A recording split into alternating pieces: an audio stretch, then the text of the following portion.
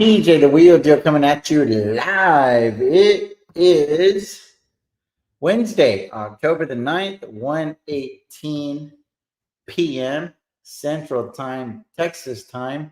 Real informal today, guys. I was not able to go live during the normally scheduled time because I had a meeting. With my father-in-law. And he's a real busy guy. So whenever he has time to meet you, you've got to make that work. Got to work that into the schedule. So anyway, guys, real informal today. Just live Q&A, real quick portfolio update. Made a couple of moves in the portfolio, nothing too crazy. And there's the link. If anybody would like to join, there is the link. We can just chop it up a little bit. I've got about 45 minutes or so. Just kind of watching the market here together and see what's going on. What's going on, Dialect? What's happening with Palantir? Bro, I'm losing my mind. I don't know. Is it going up and to the right? What's going on, Alan, Derek? What's going on? A cash grab is MSTX. Good morning, Meta Mike. You are killing it today. So far, 3%. I didn't even know that. Wow, awesome. Appreciate you, TJ. Not change where you are. I'm definitely not going to change. I got 5 minutes to go live. Right on. What's going on, Dex? Anyway, so let's see if I can figure this out here on the share screen. Let's see how the portfolio is doing. So we'll go here in the 2-minute mark. Let me go here. 2 minutes. Portfolio update. So whenever the stocks are going up and to the right, everybody looks real smart. That's reality. What's going on, Broccoli Bob? What's going on, Rinsing? Anyway, like I said, there's the link right there, guys. If anybody wants to join in today, it's a party up in here. We can practice because we got wheelers tonight. So I'm hoping to get several panelists for tonight, even though I haven't promoted any of it. Oh, you're welcome, Josh. I hope everything's going well. What's going on, Meta X? Right on. Yeah, so there was a money that went into the account, guys. There's more money going as well. So the stocks are going up. That helps. But then also there's been an injection of cash as well. And there's going to be more of an injection of cash, another 500,000, I think, going in here in the next couple of weeks. So that's what's going on with the portfolio. If we look here at the buying power, you guys will see that the individual cash has climbed. The margin total is 39, so the options call is 37. So we're still selling a lot of cash secured puts on margin. But since there is more money coming through, kind of able to do so, within reason, obviously. So what do we got going on here? We've got the end-phase cover call expiring next Friday. We're good there. American Airlines, the 1150 call. Those are underwater. But we do have, 50 cents of intrinsic and 42 cents of extrinsic, so we don't have to do anything there. We've got a big position here. We've got an agreement to buy 40,000 shares of Riot at $7. And we've kind of been stagnant here at these levels for a little while. So we're just going to keep collecting that data and kind of seeing what happens. So here we've got Brandon and we've got Meta Mike on the stage. How are you guys? Pretty good. Awesome. Hey, TJ. Let me know if the volume's okay, because I was on Tevis's channel yesterday and they said that my microphone was wigging out a little bit. So let me know if you guys can hear me okay in the chat. Brandon, how are you? Not too bad, TJ. How are we doing? Dude, I'm going to have to get you to help me with this Series 65, bro. I've been doing some of these practice questions, dude. And this shit just like trying to trick you, yo. Like, dude, these questions, like, you got to read these carefully, dude. Like, all the answers are the right ones. You just have to find the one that's more right than the others. That's the problem. It's very humbling because I realized that I just know how to sell puts and calls and roll and not really anything else. I'm a one-trick pony. It's just a real good trick. Like all these treasury bond yields and all this other shit. Oh my God, dude. Ugh. Painful, bro. Absolutely painful. Meta Mike, welcome to the channel. How are you, sir? Pretty good. Day Yeah. off today, so I'm just here listening to you, trying to pick up your words of wisdom. Awesome. I was trying to. Tell us a little bit about yourself. I've seen you on the chat for a while now. Tell us how long have you been in investing? Do you sell puts and calls, or are you just kind of thinking about it? Like, where are you at in the process? Actually, I do both. I do put some calls. I've started doing some longs. In a lot of Tesla. I'm also we dabbled into a little bit of Palantir. I'm starting a new position on Snap. I just think I I'm from Los Angeles, but I live in Dayton, Ohio, and I noticed my kids and looking at trends, and I noticed all the kids are in Snapchat.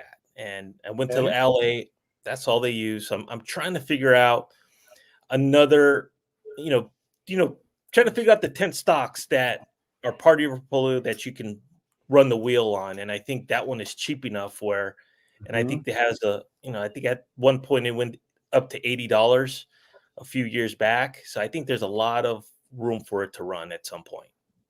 This is Snapchat, correct? Yep. So I remember it was like a year ago, and Snapchat had like really crappy earnings, and then it like brought Meta down with it. Yep. Then Meta were like, "Hey, our earnings are good. Don't punish us." You know what I'm saying? And then Meta went back up on this epic run. How where is Snap as far as like fundamentals? I mean, I'm familiar with the company. I call it Chat Snap, but it's Snapchat. So I think they're cash flow positive. I think from what I was looking, I think they have positive cash flow. I think they're still burning a lot of cash, but they still have stuff in the pipeline. Like they have the VR stuff that my kids are getting into. It's still not there yet, but they're working on their own AI. So I figure if a lot of kids use it, and they'll probably want to pay the extra money to use the AI because they're always using it as part of the chat. They might not go to Chat GBT. They rather just use it because they already have Snapchat, right? And so I'm kind kind of of thinking like no, kind of like on X, we have was it Grok. Grok? Yep. I've used it a handful of times. You know, you just ask it and it spits out pretty much what I feel like Chat GPT or the Google AI. Because when you do a Google search, it gives you like this Google AI function now, right? And it spits out like all this shit. It's pretty cool. And Grok's kind of so I feel like whatever platform you're on, if that platform can offer you something similar, I think you have the tendency to not want to leave that platform. Correct.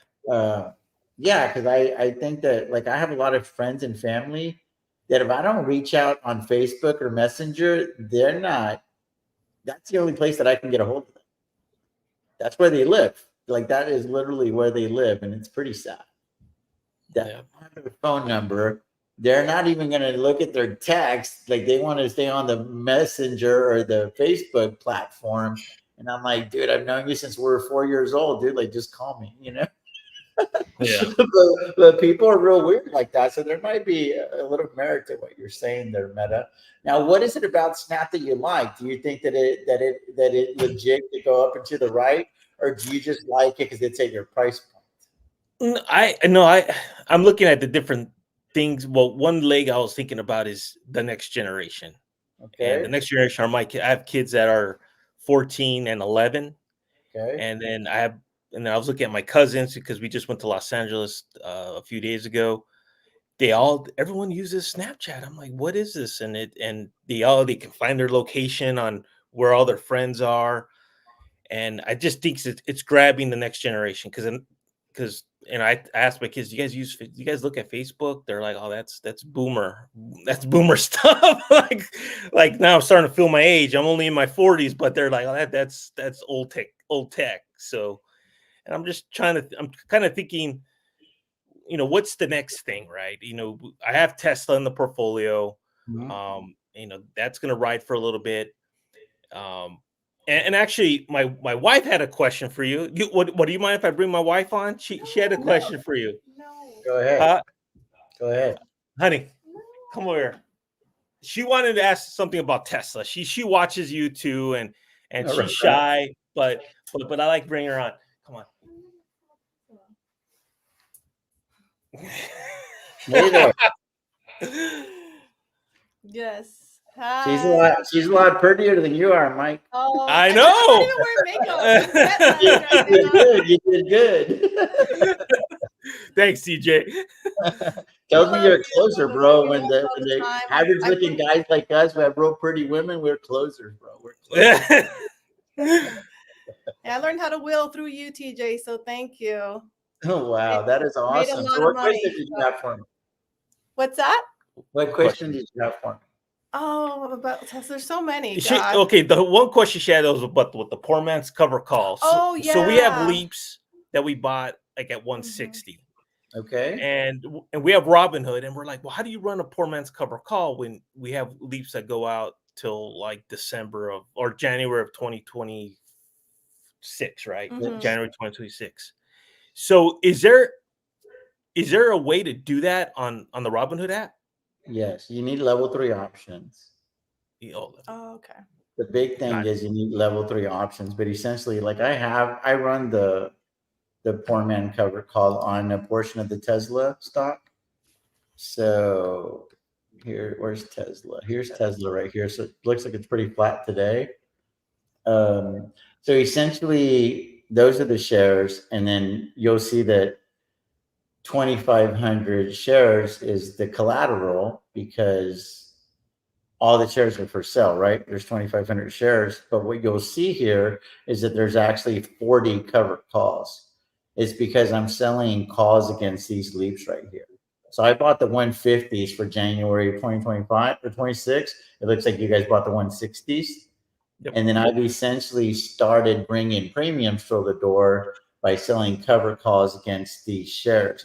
Now, Tesla started going crazy when they announced the whole robo-taxi thing. So I didn't want to mess with it. So what I did is I just kicked the can down the road to January of 2026 on my cover calls because they were paying like a $40,000 premium for doing that. And I essentially wanted to turn it into what's called a debit spread at that point because I didn't want to run the risk of having these shares called away from me prematurely against these leaps because I don't own these shares yet, right? So I was like, if I had enough time on the clock, then mathematically that's very, very unlikely that the counterparty would be that dumb to do that unless Tesla like literally was trading at like $400 a share or something like that, which could happen. I just think it's very unlikely. So what you do is you buy the leaps and then you just start selling calls against those leaps. And if you look at those leaps right there, or if you look at these covered calls, you're going to look at your delta. So the delta is a 56 on those covered calls. So there's a probability, like a 56% probability that I would not own these shares come next January, 15 months from now or whatever, right? So you got to understand that. And then you go over to the delta of the leap. And this delta over here should probably be in the 80 or 90 range. Yeah, 87. So it's important to have you want to have a wider spread because here it's cool. This is almost mimicking owning the shares, right? It's an 87 delta. So for every dollar that Tesla goes up, I'm gaining 87 cents over here. That's what that means mathematically, right? Are y'all with me? Yep. Okay, the issue is that 87 is getting counteracted by the 56 delta. So my net delta is only about 30. So I'm only gaining about 30 cents on the dollar because all of the money that I'm making here, I'm losing on the covered call. Does that make sense? Did I lose you guys? Yeah. Keep tracking. Yep. Yeah. So you want to have a wider net position delta. I shoot for about 50 to 60. So if I could do it all over again, or I could do it for a debit, is I would turn the 280 strike into maybe a 300 to have a wider position delta. That way, for every dollar that Tesla goes up, I'm not losing so much money on the covered call, and I'm still gaining a substantial amount of money on the leap. So you just want to always be careful whenever you run the poor man covered call because you got to manage these trades a lot closer because you don't own the shares yet. So the last thing you want to do is to get exercised on shares that you don't own. Right. And then also you want to make sure that you also have the money to exercise the long call down the road because you're going to have all of that built in intrinsic value in your option. If Tesla goes to like 500, my goodness, I want to exercise my right to buy them at 150, right? Who wouldn't? Yep. So what questions exactly do you guys have? Because you already did the first part, which is the hardest part of the strategy, and that's picking a good strike price on your long call, on your lead. What about the fact that we're 83% on it? And Yeah. So when you have leaps, I think you mentioned sometimes when you're 80, if you're 83% in the money, sometimes you would sell it. Like, is that something you normally do, or sometimes you would just hold and you wait? You know, if there's tax implications, you would just wait the year, right? First. So Yes, you have whenever you're in the lead, if you hold on to that position for over a year, you go from short term. I'm not financial advice, but it's just something that I happen to know. You go from short term cap gains to long term cap gains. And in long term cap gains, Brandon's more qualified to talk about these specifics. But long term cap gains, when it deals with options, it's like a 60-40 split. It's different than like just dealing with the actual underlying, right? So like there's a bigger tax advantage to owning shares for over a year. Whenever you're dealing with options, it's not just going to be like 100% long-term cap gains. And this is getting a little more technical. I'm just more familiar with taxes because they kick my ass year over year, so you learn something every year. So it's like, wait, I thought that it was all going to be at like the 25 percentile, not like the 40% percentile, right? But it's always like a mixture. So there's really no such thing as fully long-term cap gains when it comes to options that I'm aware of, according to the tax codes. And I'm in Texas. I don't know if it fluctuates based on the state that you live in. Brandon, I know that you're not an expert on that aspect either, but it is something I feel like you did have to study a little bit along the way. Yeah, I'd say when it comes to options, like I don't think I've ever owned an options contract, like a long contract for Mhm. more than a year. So I would just assume it's always been short-term cap gains on that. And I don't know if like owning the contract for over a year makes it a long-term capital gain if you sell it after that. I'm not 100% on that. I just don't have any experience. Um, but just know that when you sell the option, the premium that you receive, that's a short term because you just get that money right away. Yeah, So it's ordinary income. It's ordinary income. So you're sitting on a nice, healthy win right now on your 160 lead. So essentially, y'all's question is, can we turn this into a virtual rental and sell our virtual shares? Because you don't own these shares yet. You have the right to buy these shares. But because you have that right to buy those shares, your brokerage will do a solid and be like, here's some rope. You might hang yourself with it, but here's some rope. That's essentially what they're telling you. That's essentially what they're telling you. Because if you get caught with your hand in the cookie jar on these covered calls and we exercise this contract for you, it's important for you to know that money that you're up on that leap might vanish like David Copperfield. Keep that, because the money that you will lose, because the order of operation that Robinhood is going to do it is not going to be favorable to you. If Vlad was here, I would simply ask him why that's the case. I don't have that answer. I have a lot of suspicions that aren't very good, but I don't have that answer. You know what I mean? I don't have that answer. But they will not do it in an operation, in the order of operation that is good for you. Because what they should do, you would think, is they would do you a solid and close out the covered call at a loss and then sell the leap. Because yes, you'll lose money over here, but the money that you lost in the covered call, because I showed you all the differences in deltas, right? You're only losing 50 cents on the dollar over here on my example, but I'm gaining 87. So I'm still making 30 cents every dollar that Tesla goes up. So I don't really have to cheer against the stock yet. You follow me?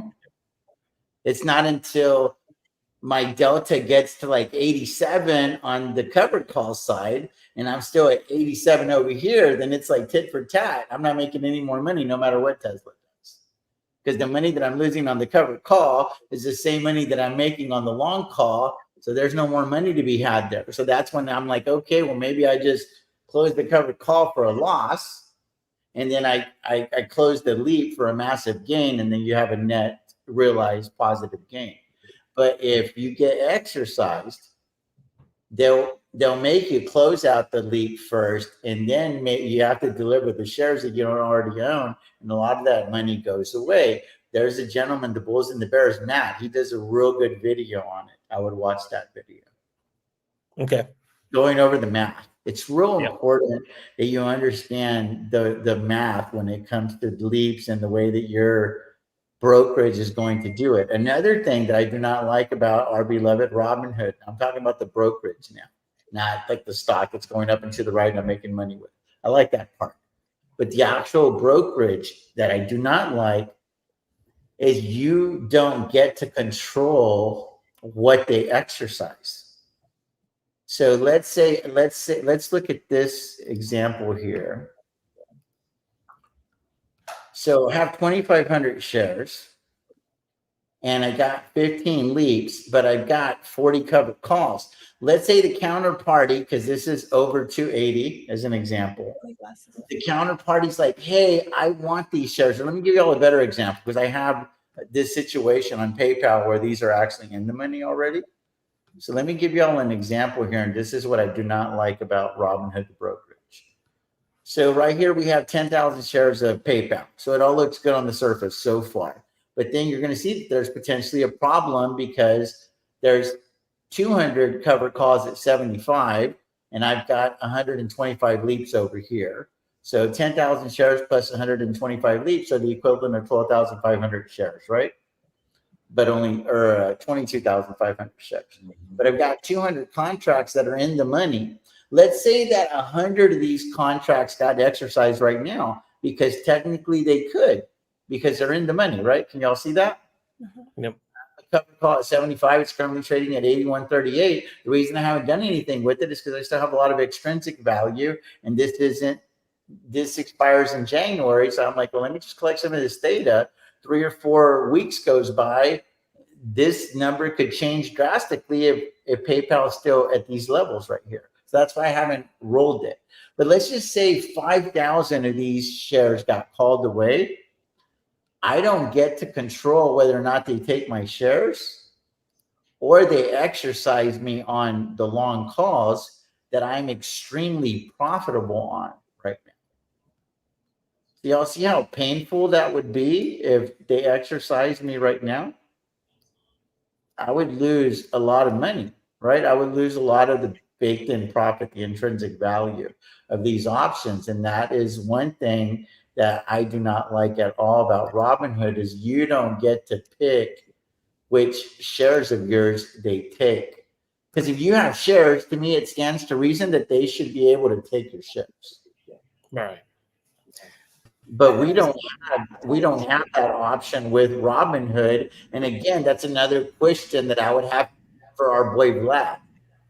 Because if I'm interviewing him versus the way Amit interviews him, I'm asking him the hard fucking questions that pertain to my life. You know what I mean? Not like I just want to sit there and blow smoke up your fucking ass and be all up on your nutsack. I don't know you like that, and I'm kind of rich too, so fuck you. I want to know why I cannot decide which shares I sell first also. You know, because you can't do that on Robinhood either. So there's a lot of shortcomings on this platform that they need to fix if they want to have people like the gentleman that just joined us right now, Option, who knows options at a much higher level than I do. He's never going to dance with Robinhood until they fix those things. He's never going to dance with Robinhood until they tell him what the IB rank is, what his extrinsic value is, without having to do any crazy calculations. There's a lot of tools that other brokerages give you, like Tasty Trade, because I know Option trades on the Tasty Trade platform, that Robinhood simply does not give you. So it makes it very easy to execute these trades, but it also doesn't give you a lot of the ammunition that you need to win the fight. And that is, I think, what I'm hoping. This is what I'm hoping. Y'all want to see somebody turn super bullish on a stock? When Robinhood fixes those things in their platform, my God, these legacy brokers are absolutely in trouble. And don't even get me started on if they ever start paying us money on our cash secured put collateral. Yeah. It's game over. It's game over for Chuck. I'm sorry, bro. Chuck is fucked. You know what I'm saying? Like you could put that on a t-shirt. I mean, it's tough, man. It's tough. It's tough. Option, welcome to the channel. How are you? Oh, did we just lose him? Did we just lose Option? Yeah, we lost them. Anyway, so do you have level 3 options on y'all's channel, Meta Mike? I don't think so. I don't think so. I think that's something we might have to look Yeah. into. Hey, So it's just basically adding it on. I mean, we've been on the platform for a while, so it's probably something we just probably, with margin, we don't play with margin either. So we try to avoid that. We're not as experienced as you, TJ, on these selling, as far as wheeling goes. Maybe at some point it can get good. So y'all are sitting in a real good spot on Tesla. I would say, like, if it was me and you're considering, because it's real tempting, right? You want to bring some money through the door Yep. to kind of like offset the money that you paid for the leaps, because the leaps weren't free. So whenever you sell covered calls against leaps, you're essentially trying to reimburse yourself for paying for those leaps up front, right? We call it financing your option. So there's nothing wrong with doing that. But Option, can you do us a favor, brother, and kind of just give us the gimmies and gotchas of doing that? Because they're sitting on an 83% gain on their leap right now. So there are some serious gimmies and gotchas that you want to consider before embarking on this journey. Yeah, I mean, just to add on to what TJ's saying is definitely true, but it's a way that, I kind of look at it, because that's technically how I trade, right? I don't really indulge in buying shares, right? Because I try to use the leverage. So like, say for instance, the leaps that you do, when you start selling something against those leaps, all you're really doing is creating a specific trade, or using a strategy that's called like a diagonal spread, right? So with the diagonal spread, what matters is how much you're paying for that diagonal spread, because you have to be careful when you sell against those long calls, because you can be technically locking in a loss depending on how much you paid and what you're selling. So that comes down to the width of the spread that you have. So just to make it simple, if you want to pull up an example real quick, TJ. Sure. I was showing them my my Meta 4-man covered call, and how I have the covered calls at 280 and the leaps at 150. So it's not very wide there. So it's like all the money that I'm making on the leaps, I'm losing quite a bit of it on the covered calls right now. Okay. So I mean, it's just something that I learned like literally like a year ago. Like the whole position delta is what he's talking about right now. And it's really simple when you think about it, but you just have to keep in mind that width. So if you have a $10 wide, like say for instance your width, and that's meaning your strike prices, if it's $10 wide, you don't want to be paying over $10, because if you're paying over $10, then what's happening? I mean, it's costing too much. So you're technically locking in the loss. So just a real quick example. Just pull up Tesla real quick on the trading platform, and we're gonna just do a real simple one. Okay. And this is just the idea you can have. This is the idea you use. So let's go to because I don't use that. I got to look at my platform. Just take Tesla and TJ, go to the December. Hold up. Are we talking about buying a call, selling a put? What are you talking about? Yeah, go to the 72-day. Okay. Okay, and just purchase the 240 call. Okay, so it's 2660. Okay. 57 delta. All right. So then I want you to now, just think about it. So if we was to go further out in time, it's the same concept. I just come shorter time, a shorter version. And then I want you to go to the 16-day and purchase sell the 270. Now, if you look at the risk graph beside him, beside that, you can see where it's kind of, you know, if the stock price rises, you're going to automatically, you know, make money. You see what I'm saying? As And long it's as also it capping. doesn't, as long as it doesn't exceed 270. Yeah, it can go all the way up. It doesn't matter because you have no risk to the upside with this right now, right? And why is that? Because if we purchase the what did we do? 40, 240. Hold on. Let me look at mine. We bought the 240. Okay, so if we bought the 240 right here, yeah. and we sold the 270, that's $30 wide, right? But we only paid $2,000 for it. Right. So that gives you no risk to the upside. So that's the first thing you have to look at and make sure you keep in mind. If you bought something at a certain price, you have to know what the width of the spread of what you're selling. And you have to make sure that you're not paying over that width.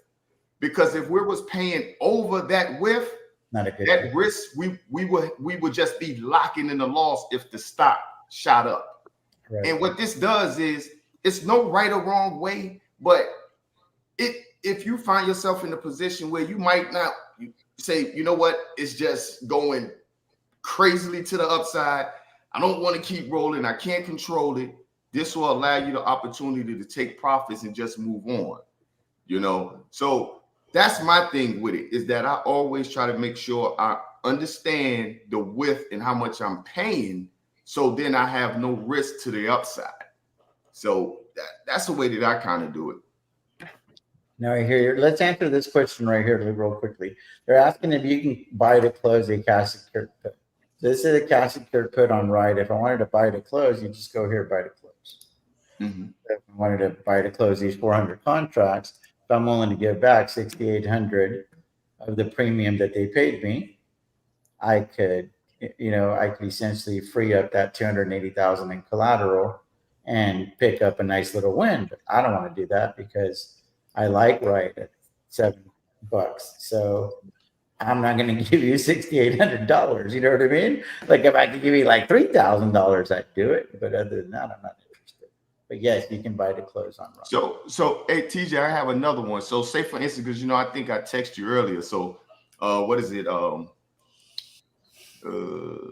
give y'all a SMCI, right? So SMCI just did a stock split. Now I'm big on stock splits because I love when a company is taking in cash, right? Because, you know, when I know you have cash, then, you know, I can kind of gauge the volatility once I know you have cash. So what I did was, and how I set the position up, I went to the 254 day, go to the 254 day, TJ for me. And this is how I get long 100 shares on a company, and then I will against it. So I went to the 254 day, and I sold this 33 put. Okay. And I also bought the 33 call. Same expiry. Uh-huh. So you bought the call, okay? Yep. The call, hold on. Yep. Sold the 33 put, and bought the 33 call. Okay, so walk them through that. Okay, so that's just, and then hold up, I got another one you want to add on. Also, I bought the 32 put in the same expiration. I mean, you might as well keep going and make an iron ponder. Oh no, I'm trying to use this less as capital, but get the same exposure. Okay, so here we go. We got a three-legged lizard here. What do we got going on? Okay, so really, it's nothing but a collar, right? Okay, hold on. I'm just I got to type in a number so that I can take it seriously. Okay, so we're reviewing, and we've got the collateral is only $100. Mm-hmm. But maximum, the max cost is $19.70. That's your max cost. We're selling to open the 33 put. Mm-hmm. We're buying to open the 33 call, and we're buying to open the 32 put. So walk us through that, because there's a lot of people right now that are probably like, wait, what? Okay, so if you can pull up the risk graph as well, because that helps. If you can, I probably have to go back, and I'm not sure where it gives me the risk graph. is it? Can you scroll? Yeah, right there. Okay. Now, if you look at that position has it's how many deltas is that? It doesn't tell you. Okay, it doesn't tell you. Where's your deltas? See, this is why I love trade, because I'm able to see all of this. But really, the thought process is this. Well, this delta here is a 16 on the sell put. If we go through all of it, we find Okay. Okay, but just let's think about this. Okay. Really, what you want to do is, I like to set up synthetic positions that give me the same exposure. It would give me the same exposure as shares, right? So what's happening here is that I'm able to pay way less but get the same exposures. Now you can increase your contracts, you can, however, whatever you want to do, you can do, right? But with this, I'm able to go out 254 days. I'm getting almost 100 deltas, right? Because that's all it is. Because 100 shares is every dollar it moves up, you make $100. Right. If I do this, I'm probably making $80 to $90 per dollar move. But at the same time, what am I doing? I'm reducing how much risk I'm taking. That's the first thing, because with me it's risk, right? It matters. And I always want to make sure that I don't have risk on one side. So on if the stock shoots up, I have no risk to the upside, and I will make dollar for dollar, right? Now, what can I do with this? Now I come and start selling shorted dated calls against it, right? Yeah, because you bought the long call, you bought the 33 long call, so you're essentially able to turn that into a poor man covered call campaign. Yeah, and you have the same exposure, and look how much it costs you. You can sleep at night. I mean, you can reduce the basis of that 1900, right, by selling calls against it. And as the stock go up, what I like to do is then I roll that position down to then take, reduce the basis even more, So those are just different ways to do it with less exposure, and then know, how the position can play out. Because like I said, with those, you have to be careful, because if you don't know the width of what you're selling against, you are automatically locking in a loss. And if the stock shoot up, you pretty much, you rolling and you rolling, but think about it, you really don't know where you at mathematically. Yeah. Right. And then if trying to get back, it's a process. So for me, I like to do them that way. And then I don't like to go out as far, depending on what the stock is. If it's a slow moving stock, I go a little bit closer. If it's like a big stock, like a SMCI, NVIDIA, things of that nature, I go a little bit further, because I know that the stock moves, so it makes it a lot more, profitable for me. But that's just the way to, I like to attack it. And that's the way you should just look at it. Just always keep in mind what you're buying, what you're selling. Make sure you understand that width, right? So if it's a $5 wide, you don't want to pay over $5. You always want to pay less than $5, because that tells you have no risk to the upside. You never want risk on both sides, because then you technically locking in the loss. Yeah, I like it. Real quickly, Brandon, I was looking at the chat, and you had an issue with JP Morgan, right? I didn't have any issue with JP Morgan. No. You're not the one that had the shares that you were afraid were going to get called away? No, I don't have any JP Morgan. Oh, it's Brendan Charles. Sorry, my bad. This guy right here. So I have can we navigate this? And I got to go close the garage door real quick. It says I need your help. I have JP Morgan 217 calls expiring this Friday. They have earnings on Friday. If they If the break even is breached, then I roll right. That's kind of the opportune time. Option likes to roll as soon as your strike price is breached. I like to wait a little bit more, but if you want to be able to roll out and up for a credit, that's the opportune time to roll. So let's look at JP Morgan real quickly, the 217.50 calls, guys, and we'll get back on Tesla real quick because we got the big event coming tomorrow, right? He has the 217 put. Call the covered calls. Oh, covered call. It's at 270. There's nothing to look at. I wouldn't do anything there. Oh, I wouldn't do anything. It's at 213. Just got to move up about 4 or 5%, so something like that to get to 217.50. But yeah, when it gets to like 217, 218, depending on how many credits you took in, I definitely look to roll. Roll it. That goes by, like every day that goes by, he's collecting that data. You know what I mean?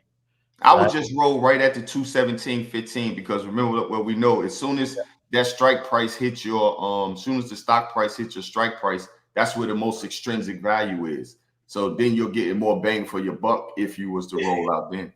Yeah. So that's what I would do on that one. I would just roll no soon as it get there. I wouldn't roll till then. Hey, options. How many strategies do you run at a single month? Do you know like the one you just explained to us with SMCI? How many strategies do you have, and how many contracts do you usually put out like that? It depends. It really all depends. From a monthly perspective, I really love to do that particular position where I just create a synthetic 100 shares. So I may have 2, 3 of those. And I like to just deal with bigger stocks, right? I mean, I need stocks that move. So I like to do it with Tesla. I like to do it with like NVIDIA, SMCI, PDD, things like that. That gives me, because, I have to get paid for the risk that I take. So I use like probably 2 of those. And then I do like vertical spreads, right? I like wide vertical spreads where I'm getting paid for what I'm doing. It just depends. It just depends on the market. For me, all I understand is, okay, if volatility is high, this is what I do. If volatility is low, this is what I do. So it just depends on where the market is. That's it. Can we help this guy out right here? We're turning this into a mini episode of Wheelers. We're practicing for tonight. I don't have a Discord, guys. Right here, somebody doesn't have a Discord. I have a WhatsApp group for the members of the channel, the $9.99 and above. And there's like 30 or 40 of us in there. And my God, there's like 20, 30 messages a day. Drives me crazy sometimes, but I'm the one that starts it. So it's like I can't really be angry at anybody. My wife hates it. I'm not allowed to take the money phone, the Wheeler's phone, into the bedroom. It's got to stay in the office or go to the garage. I don't give a shit where it's not here.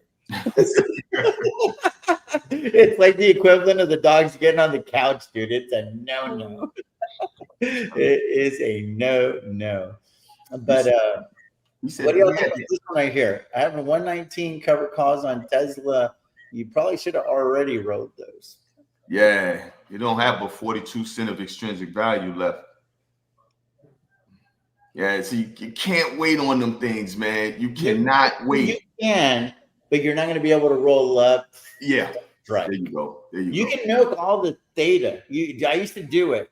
But then it's like you're going to go from 119 to 120, 120, 121, 121, 122. And it's cool. It's real cool. Except sometimes, like, you know what? I'd rather give you some of that extrinsic if you're going to allow me to go from 119 to like 123 or 124, because then now I'm getting a bigger chunk of that piece of meat that's on the table. So you got to pick your spot. It's like, what's more important to you, premium, or do you want to sacrifice some premium and qualify for more capital appreciation if you legit think this thing's going to palantir on your ass right now? Correct. What do you want to do? Because you're not going to get both in the stock market, I promise you. It's very seldom you're going to get all the premium and all the upside. That's not what a cover call is. Like that, that cover call, sign me up. You got to, if you're going to get a gimme, there's going to be a gotcha. Exactly. Now, what I would do to get out of this. So let's say, you got the 119. I don't know where your shares is. I'm gonna just estimate. Let's say you probably down about $1,000 on that particular call, right?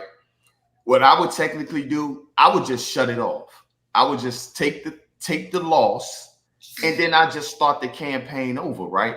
So if I'm only down 1,000, I will go to the 30-day and say I'll come down to the 30 delta, and I'll take in like $3, and I start over until I can gain that $1,000 back. But at the same time, what are you doing?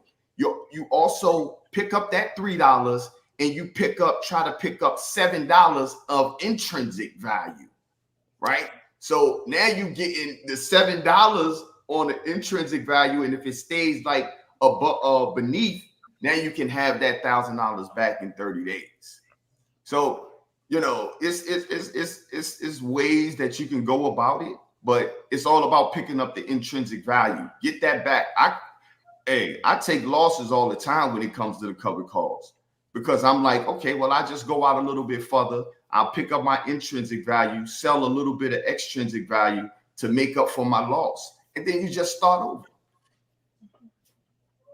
Y'all want to have a deeper level discussion on cover calls right now? Would anybody benefit from that? Always, absolutely. Because there's some cover calls that I put on that don't make any sense to you guys. So I wanted this is like book material, right? Because by the way, guys, we're making progress on the book. Shout out to Claudio, one of our members. Shout out to my buddy Ricky Gonzalez. They're going to put this thing together for us. We'll probably have a product for you guys by the end of the year. Okay. It's costing me money though, right? It's going to cost about $5-6 grand. So I'm going to throw a little vote out there if you guys are okay with me using maybe 1,000 or 2,000 of the Bitcoin HODL monies for the book, because I mean, it's whatever. I can finance the book without the HODL. The issue is selling it to my wife, right? That's the issue, right? You're funny if you're laughing, because you know what I'm talking about right now, y'all. Too. So I commit to a lot of things that Mrs. Will do is not, and she's not in line with my line of thinking. Okay, so she thinks that philanthropy is not for me. I don't. She's more of a capitalist than I am. Let's just say. But that being said, we'll throw that vote on later when the time is a little bit closer. Hold on. What's a real thing? It's going to happen. They're using artificial intelligence just to aggregate the data, but then from there, it's going to be personal touch written. But Ricky and Claudio will do more of the writing, and it's going to be like a 3 or 4 part interview with me. So we're going to do that on private for the members only. So they're just going to ask me all these questions, and I want the chat to chime in as well. That way we make sure that all the data that you guys want is in the book, if that makes sense. Because who better to help me get the right information in there than the people that have been watching me from day one? Mm-hmm. It's like, what I want to know. All things cash clear puts, all things cover calls, all things rolling. Harold, that's half the book right there. And then we're going to talk about, some other things that might come in handy. So I want to do kind of like an interview format to make sure that I'm really getting you guys the information necessary, and I'm going to try to package it in probably 50 pages or less, maybe even 20 or 30 pages. I'm talking about like I want it to be like a handbook on selling options and legitimately learning how to make money and focusing on that $250,000 number. Because that is the number that I use to double my wife's account. And if I wasn't doing that and I needed to live off of that money, I mean, you're middle America with that kind of money. You could do this for a living. You don't have to answer to anybody. You don't have to work for the man. You have the best business in the world. You don't have to go find customers.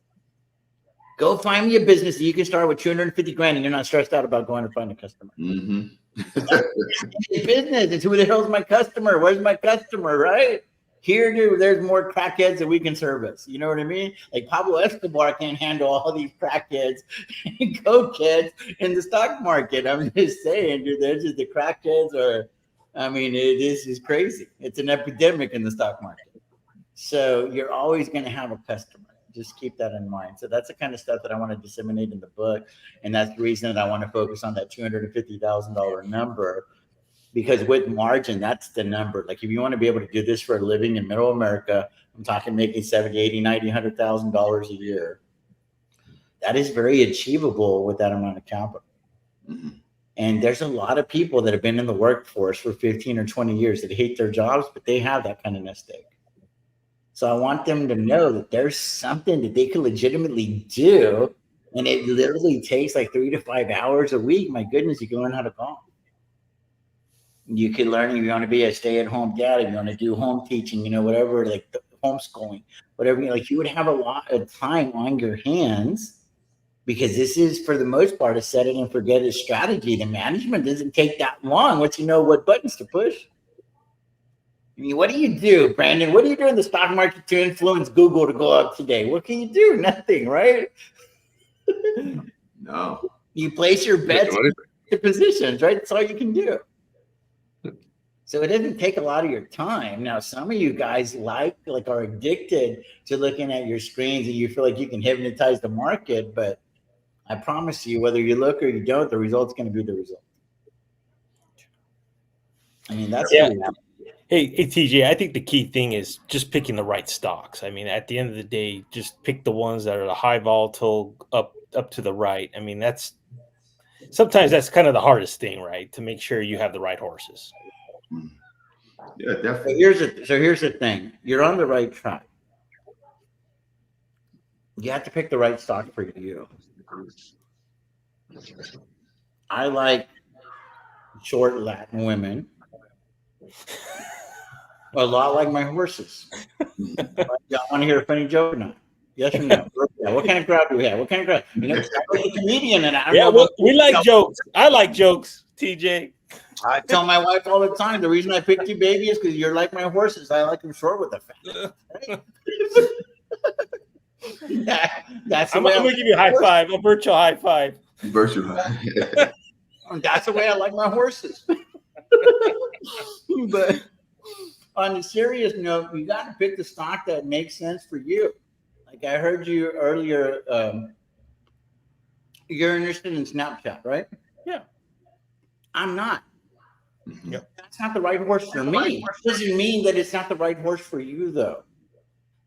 Because I manufactured the win on Neo. People aren't interested in Neo, and that's okay.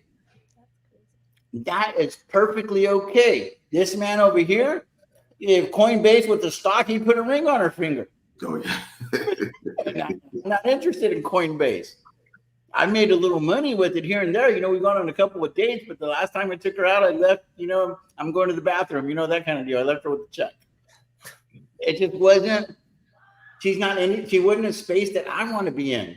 So I think the hardest thing is picking the right stocks for you, not because another YouTuber is doing it or anything like that. And their conviction, Brandon tells me about a play, Auction tells me about a play, and it makes them a lot of money. That's cool. But you cannot borrow conviction in the stock market. I'm going to say that over and over in the book. You can't borrow conviction. So it's like, okay, why do you like Snap? Why does it make sense to you? Because if things go bad, are you going to be willing to double down your position at $3 or $4 a share, right? Mm-hmm. You have to be able to answer that question.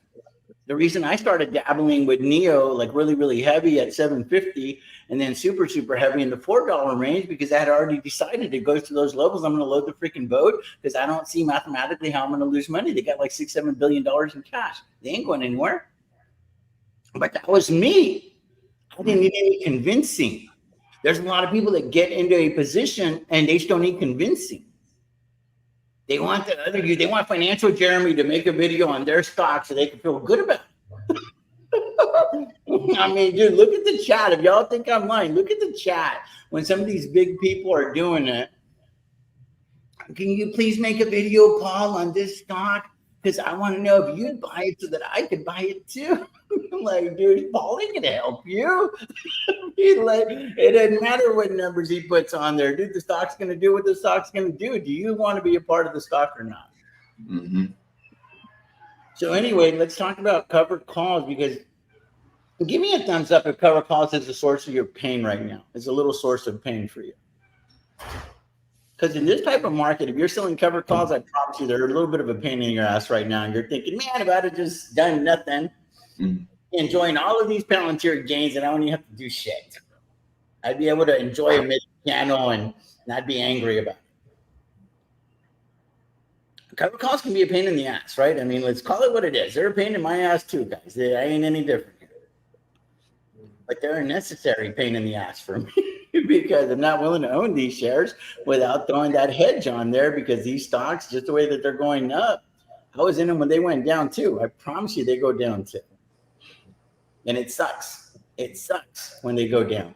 So I'm going to show you guys a situation where I will sell covered calls. And it doesn't make sense to you guys, but it makes sense to me. Let's talk about our favorite stock on this channel, besides Tesla, is SoFi. So there's a crap load of shares there, 150,000, and there's an agreement to buy a lot more shares over there at $8. And I've got shares that are for sale. I've got 500 cover calls at 9. And then I've got another 500 cover calls at 9 for January of 2025. These expire towards the end of this month. And this is the reason that I sold these cover calls. And they are not causing me any pain and I'm not stressed out about them. Is because I sold them as an insurance policy. So I essentially said, hey, will you pay me $7,000 right now if SoFi keeps acting like SoFi all the way up until their earnings and they don't go up and to the right? I'm okay losing as much as $10,000 on this trade. This was the mindset on the front end. Why? Because that's about how much money it would cost me to buy some insurance on that position. So I was like, well, what if I'm right? And SoFi just goes sideways and I pocketed a free $7,000, or if it goes up, but it doesn't actually breach my strike price, or if it does breach, but it only breaches it by like 10 or 20 cents. Now I'm going to have a decision to make if I want to still own those shares, or I could roll them and it doesn't blow past my strike, which I don't think that it will. I could roll these things out 2 or 3 months and put like a 12 handle on there and sleep easy at night. Because at that point, I just don't care.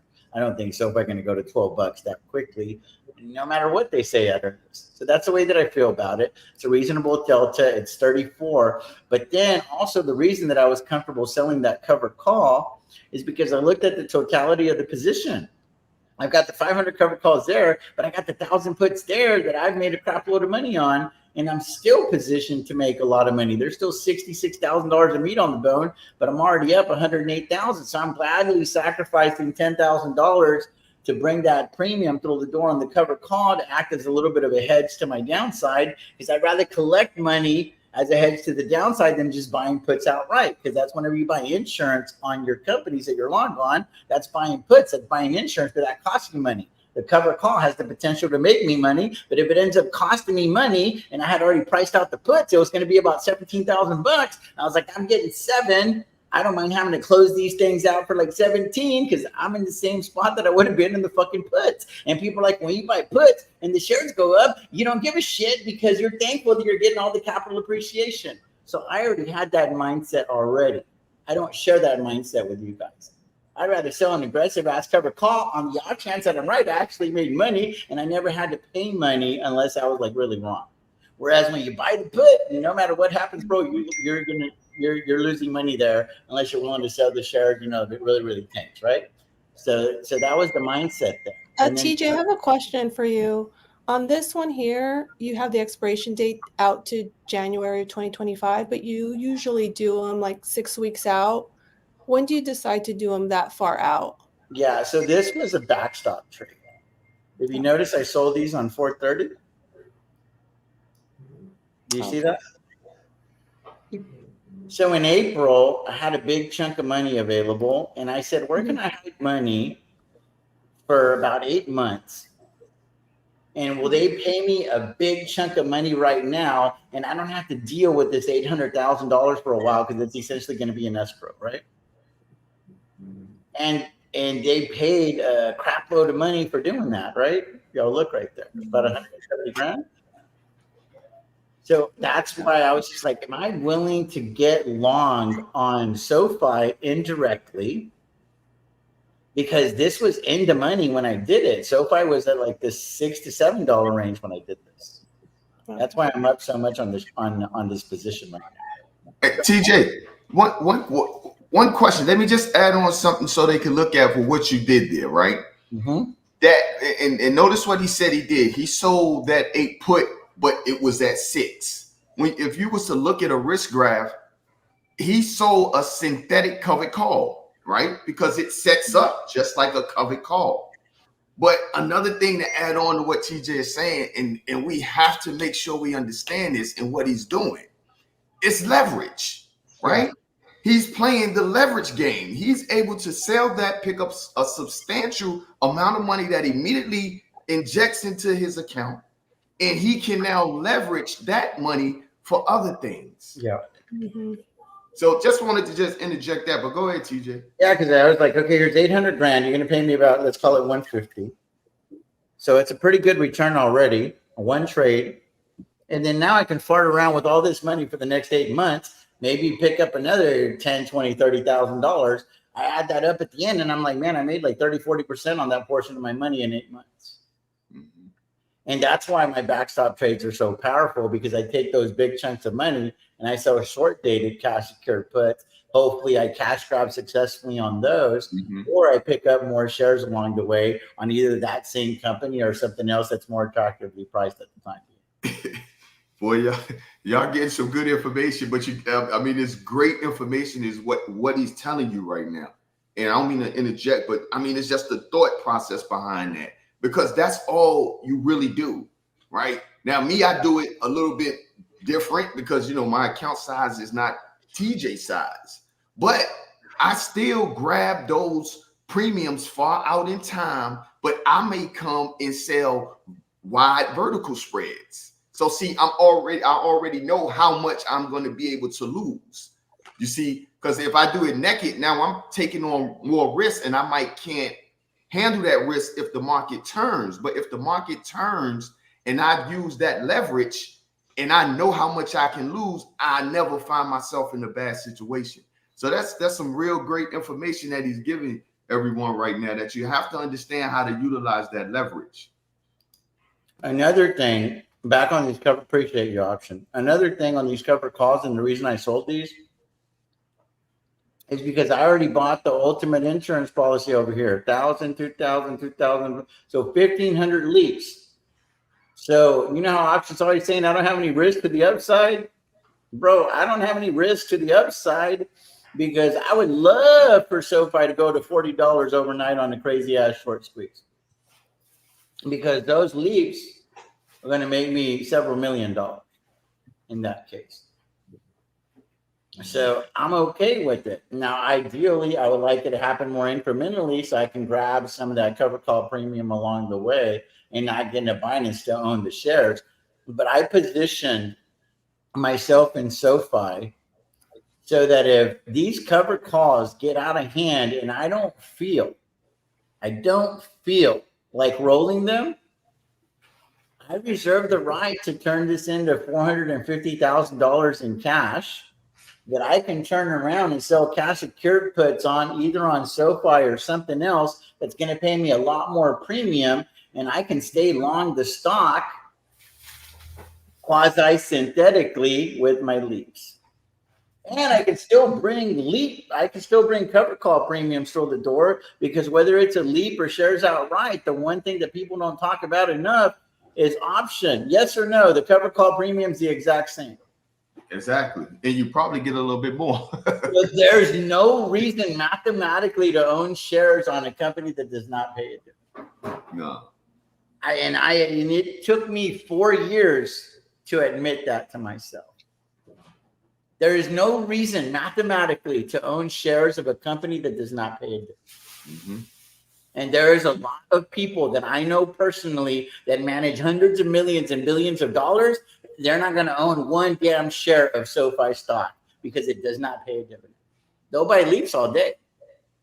But it's a much more efficient use of their capital, because the cover call premium is the exact same on those leaps versus tying up the damn money on the shares. Mm-hmm. Mathematically, it is financially retarded. And retarded's a bad word for the people that are retarded, because it's worse than that.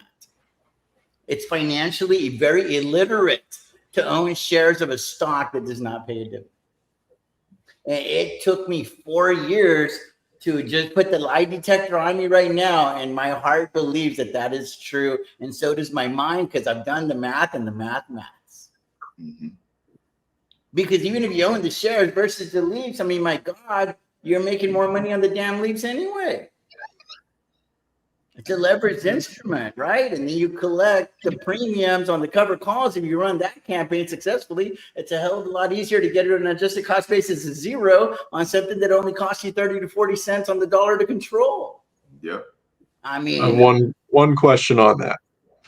So say you own the shares that don't pay a dividend, which yeah, which obviously I own a bunch of them. so say for instance you have the equity in the shares, and then what that does is open up your ability to borrow via margin by having that equity. So instead, the shares that don't pay a dividend allow you to have that line of credit essentially that you can then utilize to sell puts, for example. So yes, you own the shares, they don't pay a dividend, but you now have that leverage via the margin as using those shares as collateral. So I don't know if that would make sense in your No, it what you does. just It said. does. And that's why I still choose to own shares. But I've now positioned myself on a couple of key positions: Tesla, PayPal, and SoFi, and TSOL, NEO, that I bought leaps. And don't be surprised if within 6 months, I don't own one share of any of those companies. Mm-hmm. The biggest mistake that I have made in this portfolio, y'all think it's Meta. I used to think so too. It wasn't. I had set aside $100,000 to buy leaps on Palantir when Palantir was at about $20 a share, and I didn't. And that's the biggest mistake that I've ever made in my career. Because I was like, I know where this company's going, so I'm gonna buy them at $20 right there at the money, and I'm gonna go January 2026. And if this thing goes crazy like I think that it will, it'll print, and I'll finally cap off my position by exercising those leaps. My God, how would those be looking right now? You know? Mm-hmm. But I didn't do it. And because I already saw that the cover call was a pain in the ass, because I was dealing with the $12 cover call back then too, right? And I was like, oh, now you know what? Leaps expire, shares don't expire, like all that fucking stupid rookie mindset that I've always had, right? I'm gonna keep buying shares, and that's how the Palantir shares got to now 24,000 shares. I'd rather those damn shares been in like 10 or 15,000, and I had all my leaps. I wasn't going to sell calls against those leaps, so I wasn't going to be in a situation where there's a ceiling. Essentially, when you buy leaps and you're selling cover calls, you become like that old Texas stadium where the Cowboys used to play, and they used to open the roof when it wasn't going to rain. So you're taking the ceiling off your gains, right? Because whenever you sell cover calls, you theoretically put a ceiling on your gains, right? Y'all all understand that. So this is a nice little way of retracting that ceiling a little bit whenever you finance your leaps with the cover call premiums and the cash secured put premiums that you've gotten along with. I'm telling you, Bro, there's levels to this game. This is Wheeler's 201 and 301 that I'm trying to share with you guys today. Because as the portfolio gets bigger, and the knowledge that comes in, because I'm always talking to the options of the world. Brandon's come on the channel now a handful of times. There's always smart people that God brings into my life. So I extract information and it helps me to get better. You want to get better at life and at anything, just go find people that are better at it than you are and ask them to help you. I'm having a real hard time with the Series 65, so I'm going to have Brandon help me. There's another guy in the chat that's got the stupid freaking license, man. I can't wipe my ass with that license. And it's not easy. It's not an easy test, right, Brandon? I mean, it wasn't an easy test. No, not at all. I mean, you're nerdier than I am, but I'm just saying for me, bro, I'm going to struggle with this damn test. Because it's like a lot of shit that I feel like I'm being forced to learn that I'm not even going to use it. Because I'm myself, I already landed on my strategy, so it's real hard for me to want to learn all this useless shit. But in the larger scheme of things, it's kind of important. Yeah. If you want to look the part, you want to be the part, you want to be able to talk the part, you gotta you got to know your shit, right? And what I did learn about myself and my level of financial knowledge is that it's pretty low. Like these test questions are they're very, very humbling, and they make you realize, hey, baby, nobody can see you. My wife walked in.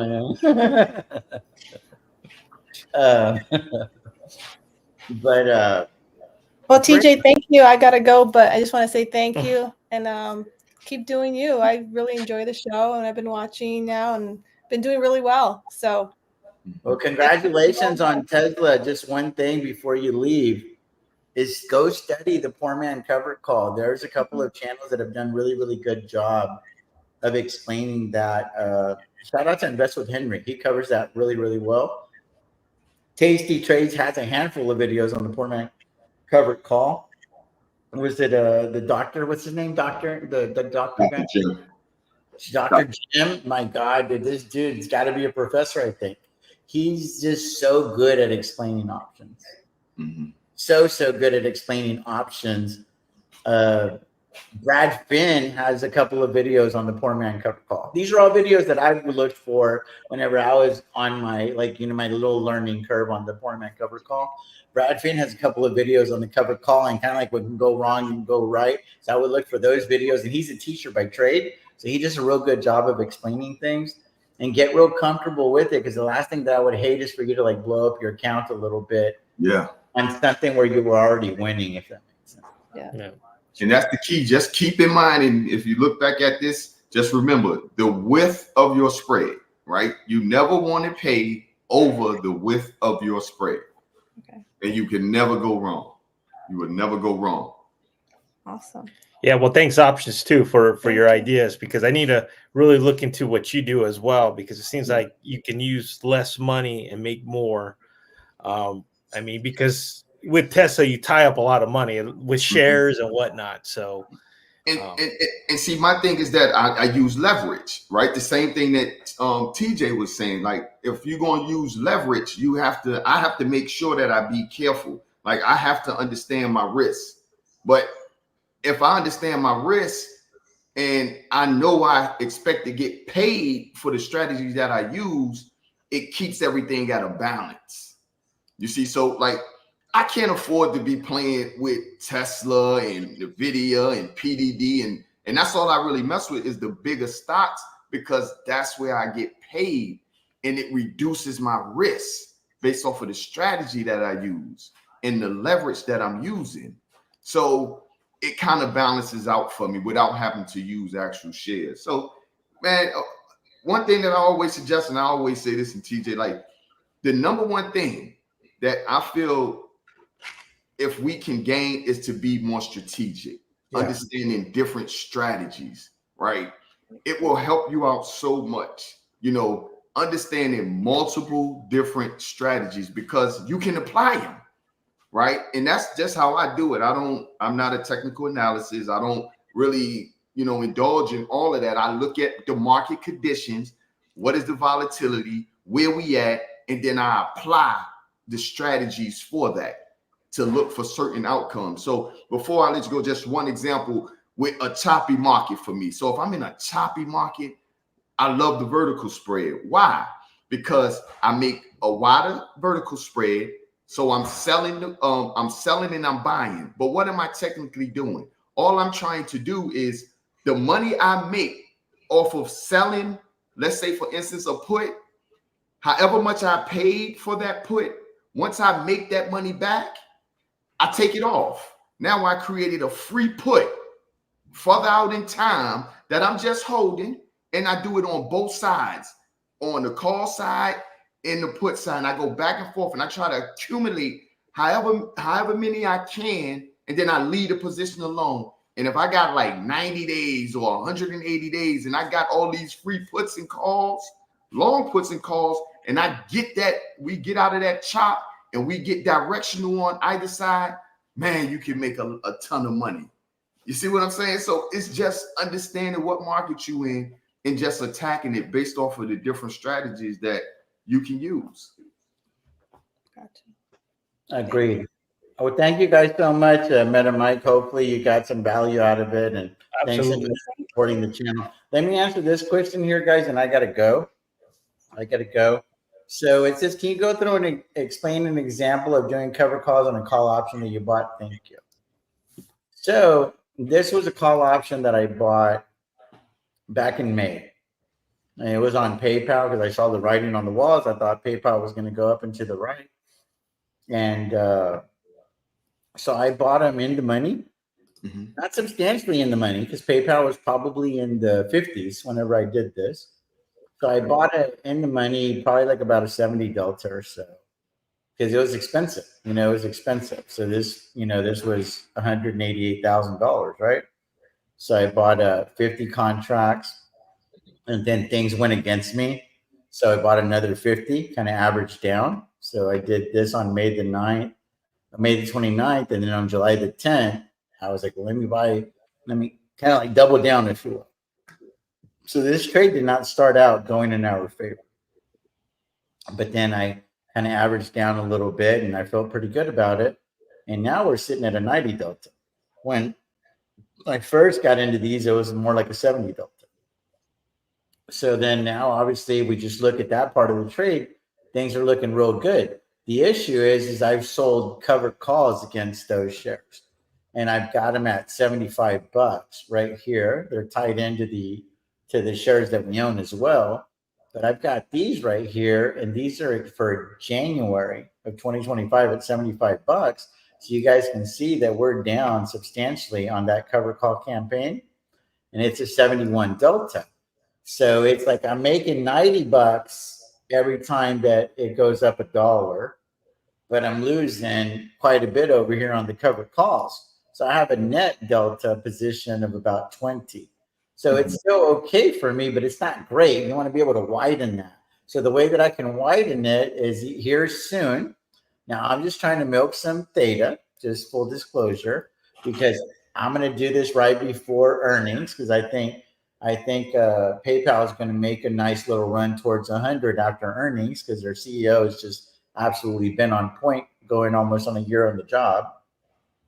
So I'm going to look to roll these a few months, and I'm going to try to get to like an 80 or an $85 price target. And then eventually I want to have $100 strike matching the expiration date of the leaps, which is January of 2026. And then at that point, I'll feel okay. And I'm going to exercise the long calls. And then the other thing that I started doing to remedy the situation already, because I saw the train wreck, and the reason that I'm comfortable holding the calls a little bit longer than mathematically I should, is because I also bought an additional 25 calls at 75 for June. So I'm looking to buy an additional 25 calls for June at $75 to give me more protection to the upside. That way I can babysit these cover calls a little bit longer and milk the theta before I roll the cover calls out and up. And then I'm also going to exercise these eventually, and I'm going to exercise these right here. So if along the way I want half of the position to get called away on the actual shares, I'm kind of okay with it because I'm already showing y'all that eventually it's just going to be leaps, and I'll be selling cover calls against those leaps. So I could free up a lot of that capital to sell cash secured puts, because those realized gains on the cash secured puts grow my account a lot faster than cover calls that I'm babysitting, because I keep losing money every time I roll and roll and roll. And it's great because I get capital appreciation, but I'm no longer getting all of those realized gains that I'm getting on cash secured puts. So because I've already done that math over and over and over again, just the way that it tends to work for me, and I guess my management skills, is I'm better off owning a bunch of leaps and then just selling a bunch of cash secured puts and growing the brokerage cash that way. And then if there is a substantial dip in the market, I want to make sure that I have the most brokerage cash as possible so I can go buy those shares at more attractive prices. Okay. If so, you have to have a strategy, right? Like your little 1, 2, 3 year plan, like always a strategy. So that's an example of selling covered calls against leaps that I bought. TJ, I do. Go ahead. Can you pull up Mark he had that question right there, and I was looking at it because he said something about the spread What's on. it called? His name is Mark on the chat. Oh, let me. I just want to just explain to him, Right here or no? mm-mm. It's it's a little bit back, a little bit more. This one? Yeah, That's not- that's the one. Yeah, right there. That one right there. okay. Because he was saying he didn't understand that, and he was saying that that's more than $20 wide. But this is the thing. Just think about it like this, Mark. And what I'm doing here, I'm just creating a synthetic 100 shares. That's it. So if I purchased the 33, and I'm looking at it, if I had purchased an SMI, and you can come back and review this, and I encourage everyone to come back, review it, and walk through these strategies as well. Okay, so what I did was I went to the 254 day of June. That's 2025. I purchased the. This is my position. I purchased the 34 call. Okay, hold on. I can do it right here. What was it? The 254? Mm-hmm. The cycle is 254, right? Correct. Because I actually had. So what you do is 3 legs, right? What'd you do? You sold something. I bought the 33 call. Now that 33 call is going for, because I got it in 2 different accounts. Yeah, 1960, but whatever. Yeah, but that's also an 80 delta, right? That's an 80 delta. Yeah, 81 delta. Okay. Now I also sold that the corresponding put. That corresponding put, which is the 33 put, is 19 deltas. Correct. So you're almost at 100. Yeah. So I'm almost at 100 deltas. So that's a synthetic 100 shares. Right. So when I went and purchased the call or the put right above that, that put is sitting at, I lose 18 deltas with that one. So I'm at what, roughly 80 something deltas? 80 delta. Net right? 80. Now, but what have I done? By buying that put, I kind of reduced the capital that I had to put up. At it is saying, well, if you buy this long put, that's going to give you protection to the downside. So that will reduce the capital. But now my thing is that I have to get that $4 back, because that particular put, let's say it's going for $3-4. When I look at it, when I start selling my calls, I'm trying to get that $4 back. Now I just created a free long put 254 days from now. Right. You see what I'm saying? Because eventually, if the market goes up, I'm going to be rolling that synthetic 100 shares down to reduce the cost basis. But I don't want to mess with that long put, because now I purchase it for free. So right. That's all that's happening there. The thought process is to synthetically create 100 long shares and then sell calls against it, Mark. I hope that helps out. It does. Asking if I have a position on BITX. It's surprisingly gotten pretty big. I'm just real bullish on Bitcoin, and sometimes I don't even know why, because I don't understand it. But I've got 10,000 shares of this bad boy right here, down a little bit on the shares. And then I've got an agreement to buy 30 or 3,000 more shares at 24. I'm actually going to add 10 contracts to that. Or I'm sorry, 20 contracts to that. And then I've got an agreement to sell all those shares at 32, all for January.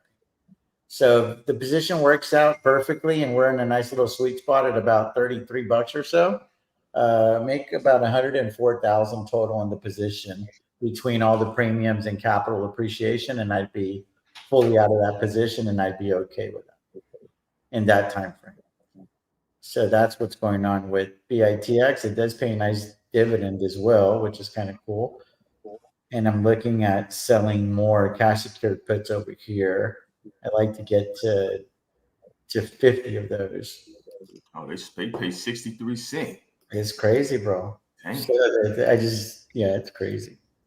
So, I could get like in that 560 range. Yeah, I mean yeah, I mean that's an insane amount of money. You tie up 48 grand, they pay you 11, for however many days that is. Yankee Doodle said I'm confusing the shit out of him. What is what cycle was that? Yankee Doodle. So good. So put this is for the January. So in 100 days, dude. I mean, let's just think about this option. You're gonna tie up. This will be 20 contracts. Okay. So you tie up 48,000 and you get 11,000 up front in 100 days. I mean, that's a crazy return, dude. That's a crazy return. Right. So hopefully I get it. Oh, it looks like it got filled right there. That was quick. So now I've got,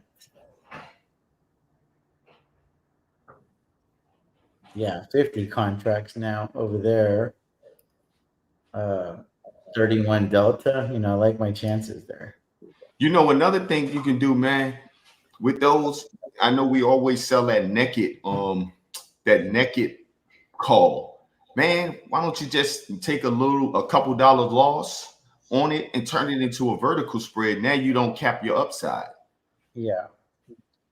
Yeah, that is definitely. You don't cap your upside as it go up. So now you don't have to worry about the stock just shooting up. You're not capped. You're gonna make dollar for dollar. It's another thing. Yeah, well, one thing I had thought about doing was, well, I guess it's another way of doing it, but I had thought about buying 10 leaps for the upside as protection, because I'm like super bullish Bitcoin, but I just haven't started pricing those because this thing's expensive, right? Yeah. The volatility on this thing's crazy, but I thought about going really long over here, right in this cycle here, the 464 day, and then doing them over here at $20. But that would be, it's a pretty good chunk of money. What cycle is that? It's a 464 day. Okay. And then trying to get them filled at 13. So that would be, it's not, that can't be right. That's not bad. Yeah, you pay 13 grand, but then now I'm able to ride those 10 leaps up, to the promised land. If Bitcoin does what, everybody thinks it's going to do according to the rainbow chart. From a pricing perspective, that 1250 is a little bit on the low end. So that won't be bad. It ain't like you're not, what I mean is that you're not paying a whole lot of money for them. Yeah. Trust me, dude. I've been considering it a lot. If that was the case, this would be a perfect time because, those particular strikes, they was going for $34 just a couple of months ago. In July, they was going for $22. So to be sitting at 1250, that's not bad. No, not at all. Not at all. I'm just trying to update the tracker right now, dude. So anyway, brother, that's all that I got going on. I'm just you're trying to stay steady, man. Trying to stay steady. Is there anything that you're on the lookout for? What do you think about Tesla and everything going on for tomorrow? You know how it is. I don't, it doesn't really matter. Yeah. It is what it is, You're either in it or you're not, right? Yeah. I'm right now I'm messing with the SMCI. I like the volatility there. I like PDD, the Chinese stock. So I like that. I like the how that bounced back. And MSTR, right? I like that as well. That's somebody.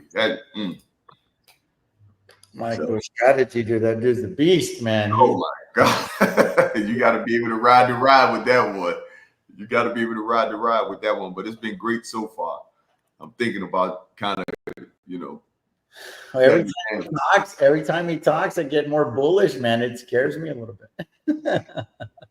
Hey, man, it's just you get paid. And that's, man, for me, as long as I can get paid, I can defend, right? And that's the key, because I'm going to do both sides. So if it's going against me, I'm going to sell the other side. So, but if I can get paid up front, it makes it so much easier for me to, defend the position. And then things go wrong. I got enough time to be able to, wash it away for a scratch or something. Right. Yep. Oh, I hear you, brother. Well, I gotta get rocking, man. I appreciate you guys so much, but I've gotta go do a laundry list of stuff. I have Wheelers tonight. Still working on the subject matter for Wheelers. I think it might just be like literally a live Q&A, and then kind of like Jesus take the wheel type thing, and whatever the chat wants to talk about, we'll talk about. Okay. And then next week, not able to do it on Wednesday because it's my father-in-law's birthday, and we're gonna go golfing here. And then that Thursday, I fly out to Irvine for that. Wright's got a little convention, Oh, okay. Okay. a round table discussion or something like that, and I'm gonna go sit in the audience for that. And then we're gonna go to San Diego for that weekend, and we're hoping to have a little Wheelers meetup. Maybe we meet up with a handful of people over there. Oh, okay. Okay. And February, I'll be in New York celebrating my 50th. Oh, in New York. Yeah, so I'm hoping to be able to meet up with some people and do, something easy, do like pizza, wings, whatever. That way, a lot of people can join and nobody feels intimidated. Like, oh, we're gonna go to this steakhouse, and like we're gonna do. Nobody wants to do all that shit. I don't even like steak that much. So I'm just saying, 'cause there's a lot of real good pizza places in New York. New York, yeah. And it's a cool place to like shoot the shit. It's New York, you know what I mean? And I'm actually organizing a tour for the New York Stock Exchange Okay. Okay. to do that whole deal. Everybody go take pictures with the bull and then With the bull, yeah. You gotta take a picture with the bull, man. You see some wild shit with that though, boy. They be doing some wild pictures with that bull. Yeah, bro, they're kicking it in the nets and shit. Dude, people don't realize if you haven't seen it, dude, it's huge. Yeah. Like it's huge. Where do you live, Brendan? I'm in New Hampshire, so New York's not that far of a drive. Yep. Dude, make it happen. It's over there. I'm looking at it on the map in my head. It's one of those little bitty things over there, but like we got Maine, Delaware, all that shit over there. Yeah, New York's like a 4-hour drive for me, so it's definitely possible. And it's beautiful because it's probably what, like I-95 or something like that. Yeah, something like that. Yeah. They're like the big old trees on the side of the highway over there in the Northeast, dude. We don't got any of that stuff over here. Oh, yeah. I love it. I lived in California for a little bit, and I got so sick of palm trees. I missed my actual leaves changing colors. So yeah, so Definitely. we'll see what happens. But anyway, man, I gotta get rocking and rolling. I appreciate you guys. I'll see you guys tonight at 8:00 on Wheelers. All right, TJ. Have a good day. All right, Brandon. Have a good day, man. you too. Take care, guys. Thanks for having me. Bye bye.